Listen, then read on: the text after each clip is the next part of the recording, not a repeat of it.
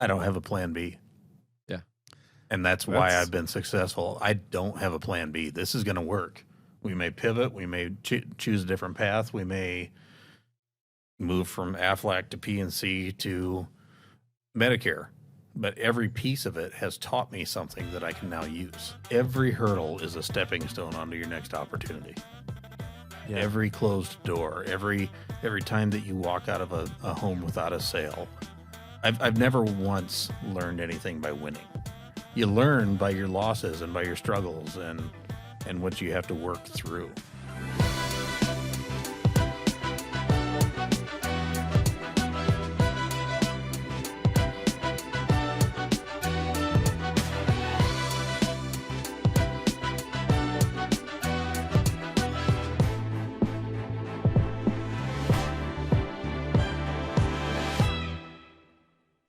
Well, welcome back, everybody, to another episode of the Life Insurance Academy podcast. Today, we've got a special guest in the house all the way from Ely, Iowa, which is near Cedar Rapids, for those of you that don't know where Ely is.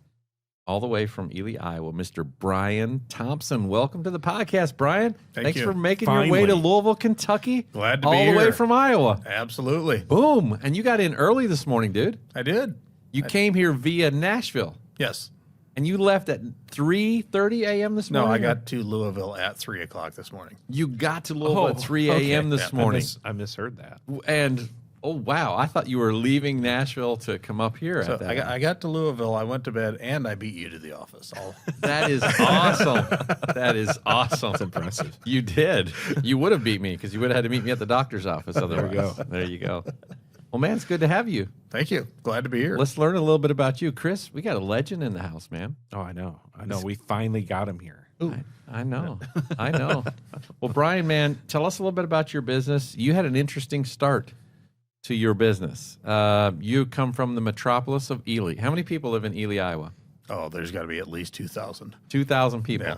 So my hometown back in Newfoundland, Canada, Deer Lake, is a town of 4,300 people, 4,500 people, roughly. And, like, everybody knew who I was growing up. Like, everybody knew our family. It's hard to get in trouble because they all know you. Yep. You know? Like, I mean, was that your town? Did you grow up there? No, I actually grew up in a town of 5,000 people. Wow. You downsized. And moved as fast as I could because everybody in town knew me. That's right. That's right. And so now you don't have a background in the insurance space. What were you doing before you got in the insurance business? I was a butcher for 17 years. A butcher cutting meat. What did you say, Chris? Do you link your own sausage? Sausage. Is that how you say it? Iowa? Sausage? Sausage. Sausage. And so you were a butcher, and you went straight from cutting meat to writing policies. Yeah, I made a pit stop in the way. So 17 years of cutting meat. I never cut myself. That's impressive. Where I needed. Wait for the rest of the story. Okay. Never cut myself where I needed stitches. Oh, okay. I was cut and needed stitches by someone else, but 17 years, and one day I slipped and laid my arm open. Wow. And I'm sitting in the emergency room with an arm towel wrapped around my arm, blood dripping out the towel, and I'm just sitting here thinking, and I thought, I know for a fact I cut 6 head of beef today, and I can't remember running a bandsaw. Wow. So while I can still count to 10, I'm going to go find something else to do. Yeah. I can't remember. That's crazy. You're just on autopilot. Yeah, my head was not in what I was doing. Isn't it crazy? So you went from that. What did you do? You left that and you transitioned. I left that. I went to a distributor for John Deere. They did warehousing and assembly. They lost a big contract. I got downsized after 6 months. I got hired on by Aegon, who was Transamerica in Cedar Rapids at the time. So I was working in Aegon's call center. The parent company of Transamerica. Yep. Okay. I'm working in their call center in the variable annuity department at the end of 2008. You went straight from John Deere. Yes. I'm sorry, to it's not funny, the but variable annuity department right before the financial markets crash in 2008. Oh, right in the heart of it. Absolutely. Chris, Wow. what thoughts do you have about that? That doesn't sound fun at all. Lots of phone calls from unhappy people. That's what it sounds like. We had a 3-hour hold time.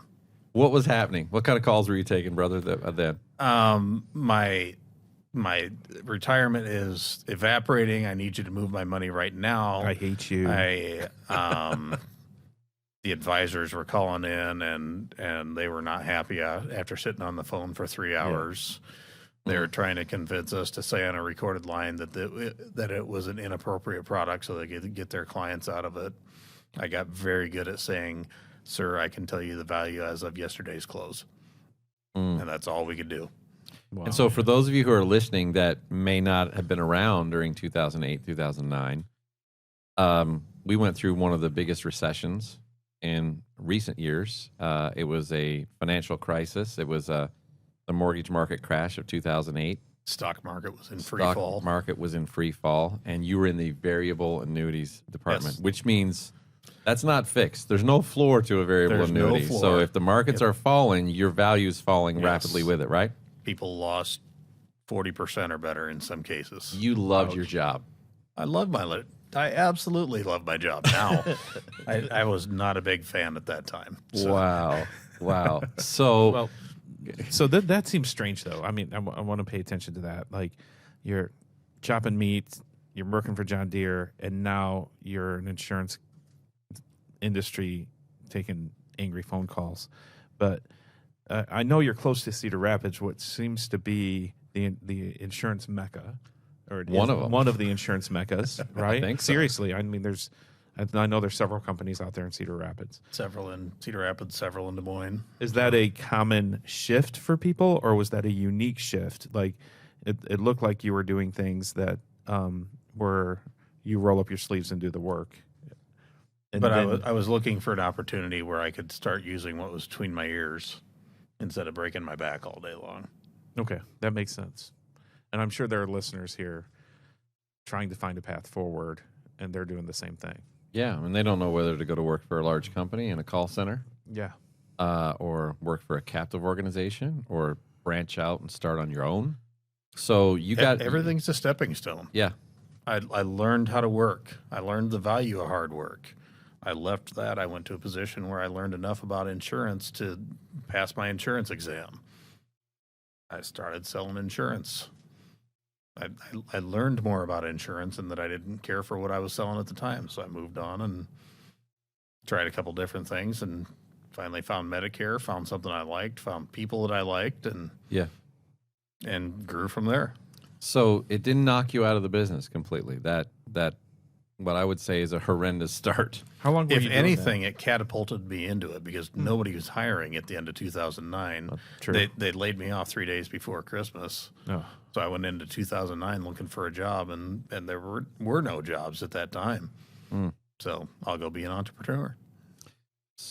What did you do? What did you transition into? I initially started selling Aflac. Aflac, the duck. Yep. Aflac, Yes. right? The first couple months I was there, I could walk down the street and cold call. I could set an appointment once. I could, like clockwork, at once an hour, I could set an appointment with somebody.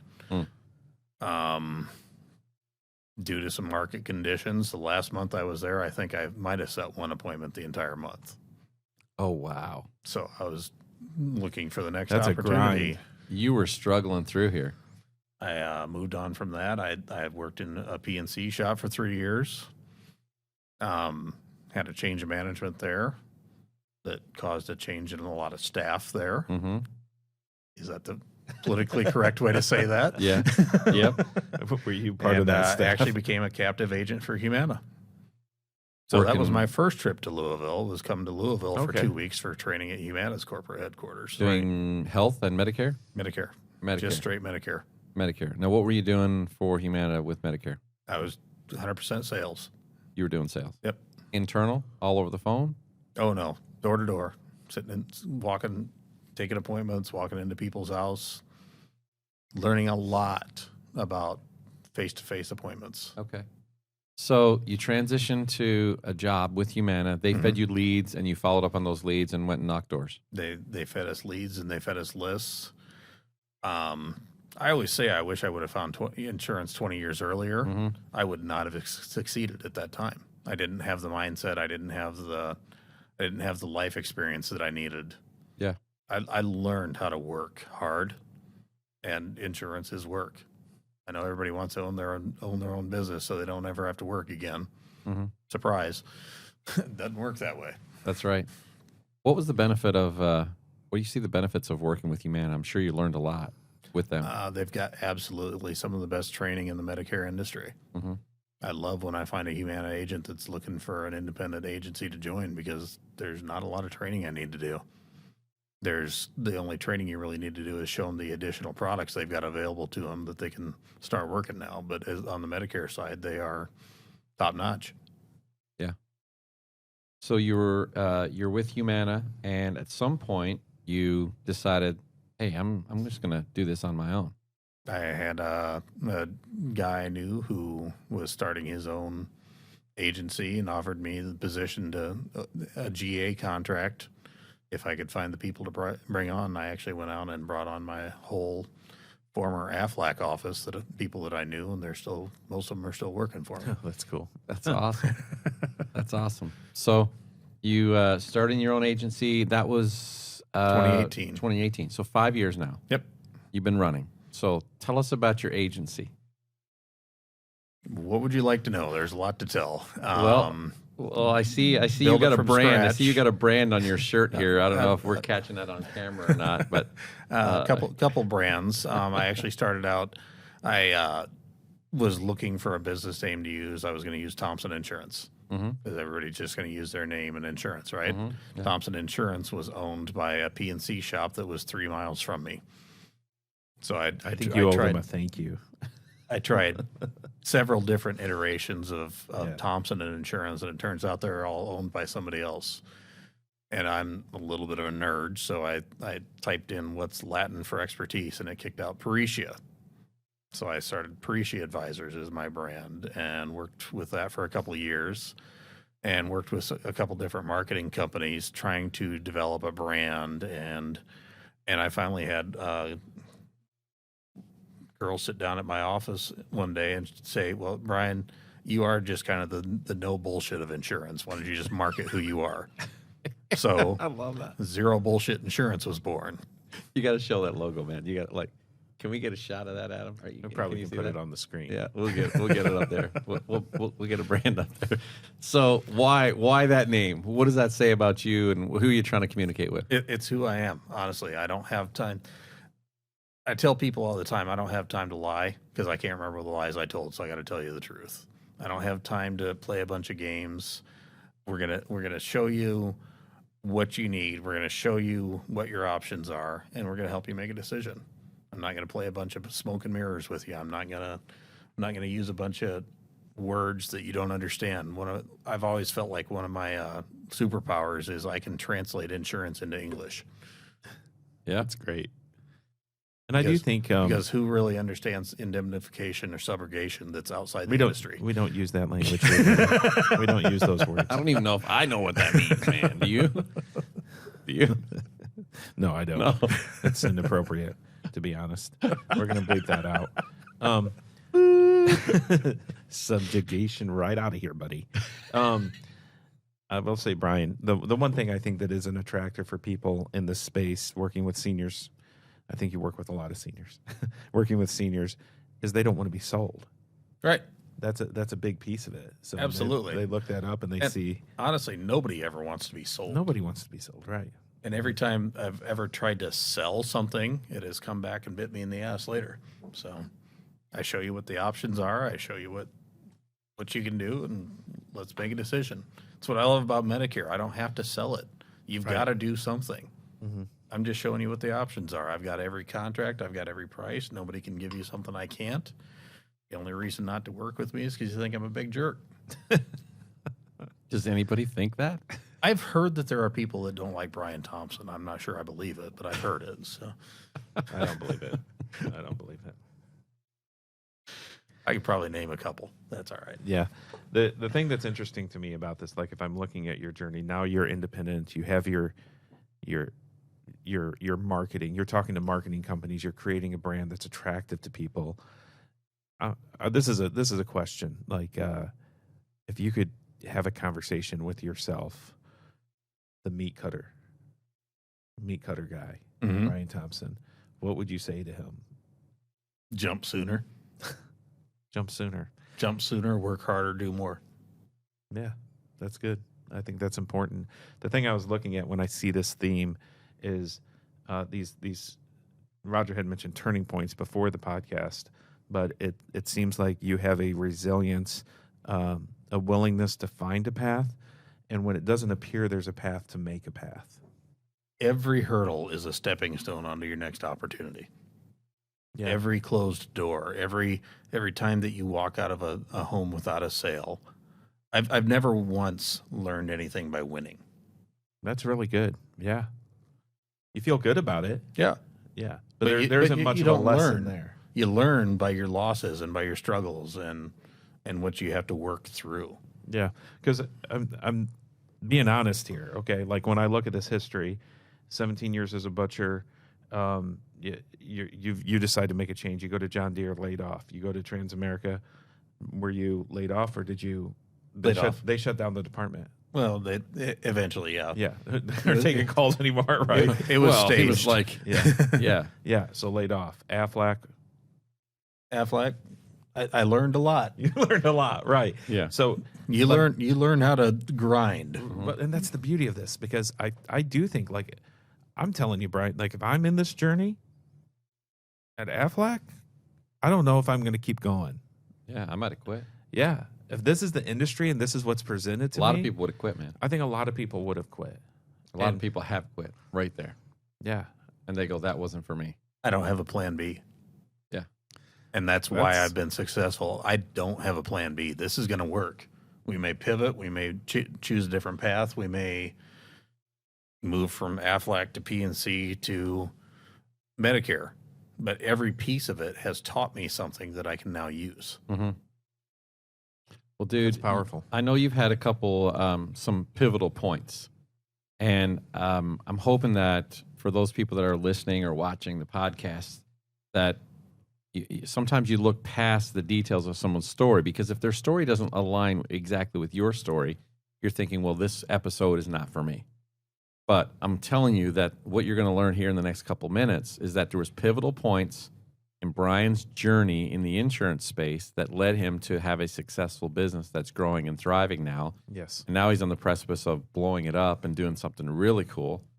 What were a couple of those pivotal points for you? Because this journey of life insurance is not just about everything, checking the box next, check the box next, check. It's about that mental thing. I mean, I wrote down what you said: jump sooner, work harder, do more, right? Every hurdle is a stepping stone to your next opportunity.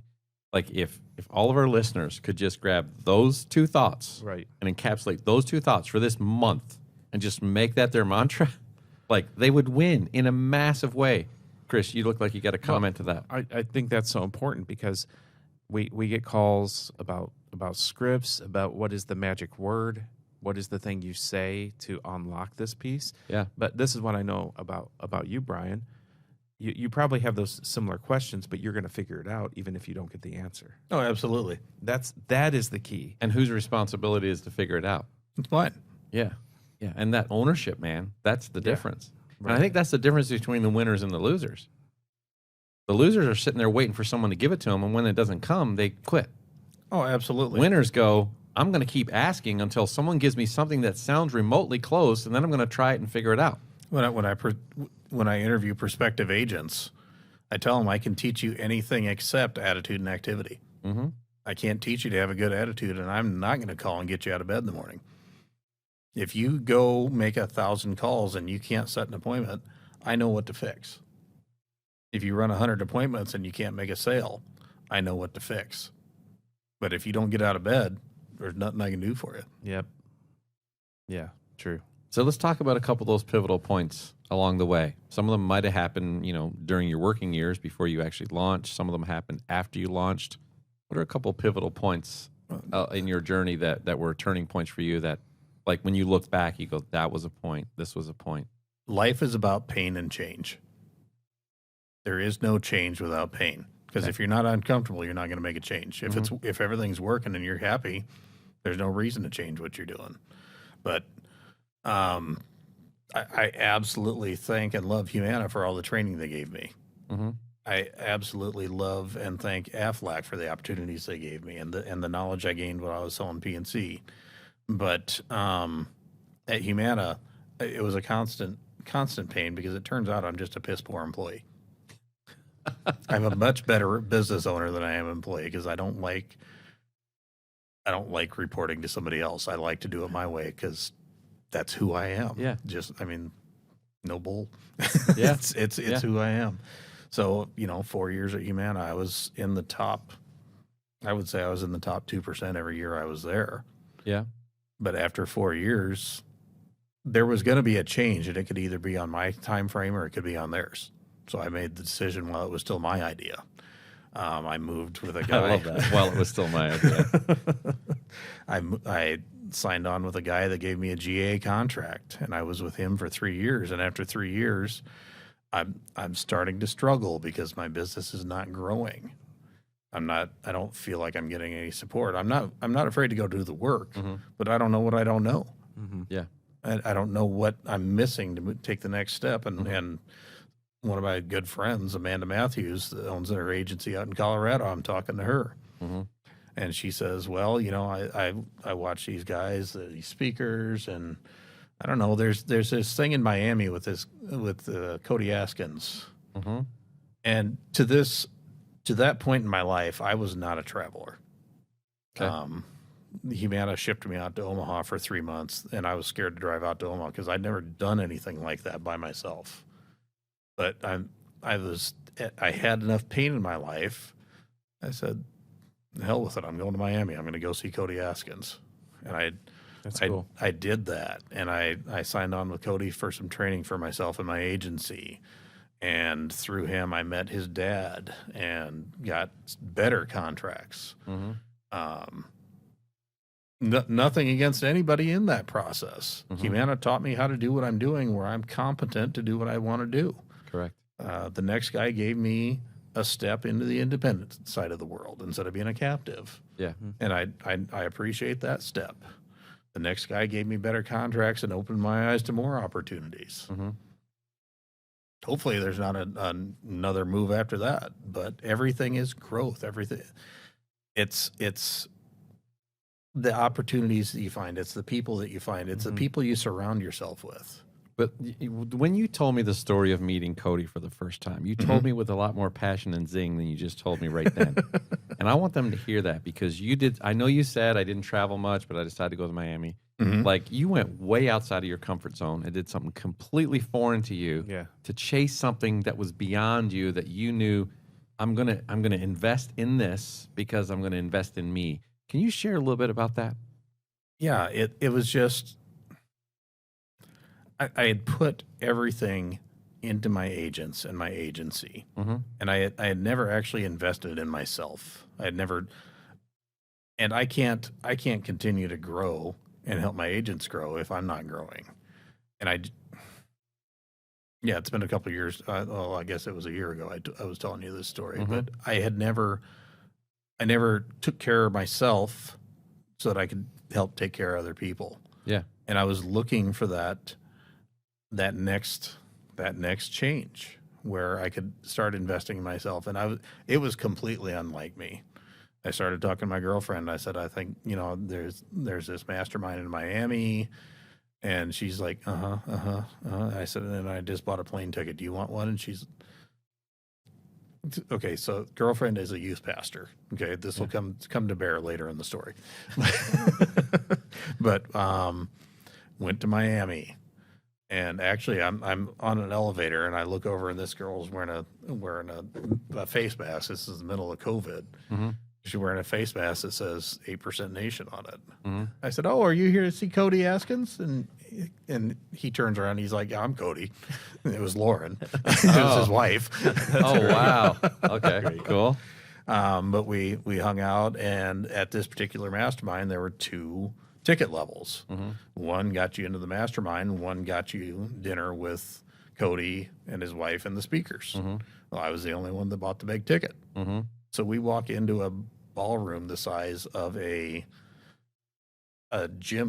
gymnasium with 1 table in the middle and 6 chairs at it. And I spent 3 hours Asking face to questions. face and one-on-one with these guys, asking awesome. every question. I said, okay, I don't know what I don't know. Go. And Cody's like, okay. That's great. And we walked out of there. After this, I mean, we ordered $150 steaks. Mm-hmm. I'm a hamburger guy, right? Yeah. we Yeah. just a mind-blowing experience. We walked out of there, and my girlfriend, who would almost never curses, I never hear anything, she turns to me and she says, holy shit, what just happened? Yeah. So that was a big mental and emotional mindset shift for you Oh, at absolutely. that time, because you were investing in you. You did something way outside of your comfort zone, and you walked out of there going, I just experienced something that I never would have experienced. And I've crossed a threshold that I never would if I had not taken that step. Absolutely. And it was a step through a door and seeing a world that I wasn't aware existed. I do have a question for you in regards to that experience and opening up and new possibilities. I know that moment, like it hits you and you grow. There's no other opportunity. I mean, you see what you see, you can't unsee it. But you talked about these pain points. I think it's important for people, because I know a lot of our listeners, they say they're part of a captive thing, they're on their own, which is great, and maybe you're comfortable there and that's working for you. But you can post it in the comment section in this video if you're captive and you're dreaming a little. Like you said that there was a pain point, and I don't know if everybody feels that pain point or they even know how to recognize it as a pain point, that they have to do something. Does that make sense? How do you, what was that pain point for you when you were an employee? You said you were a piss poor employee, but what was the pain point if you had to put language to I it? knew what I needed to do to grow and to be able to help more people and to be able to write more business. And I had the shackles on. And no, we need you to do it this way. And no, we're not going to let you go here. And no, we're... The no was the I'm pain not real point. good at no. Yeah. Because you were wanting to try new things, Right. but you were harnessed. Yeah, absolutely. I could only sell what they had available to sell. Sure. There's if I'm walking into a household with the fourth best product, when it was the number one product, great. When it was the fourth best product, Not so great. I don't care. And I got tired of having to walk out without a sale because what I was putting in front of the client was not right for that client. Yeah. So, Brian, I saw you stand on a stage and give a talk a couple years ago, and that was a pivotal point for you too. I remember you absolutely. telling me that story. you saved my life on that stage. Cody put me on stage at my first 8% Nation to just tell my story about meeting him and what I'd experienced so far. And I got up and I tried to give a real dramatic pause, and I absolutely froze. And Roger Short, Roger Short's sitting in the front row, and he starts clapping, and the entire audience clapped. And I was like, okay, give me a second to breathe. Yes. And remember that I'm not going to die while I'm up here. So, Yeah. but it's that was a huge event for me to go to. They talk about how you are the sum of the 5 people you spend the most time with. I needed to start spending some time with people that had more vision than the people I'd been hanging out with. Cool, man. I saw that happen. Like I saw it with my own eyes. I saw that transformation happening even in that moment. I think we all go through those.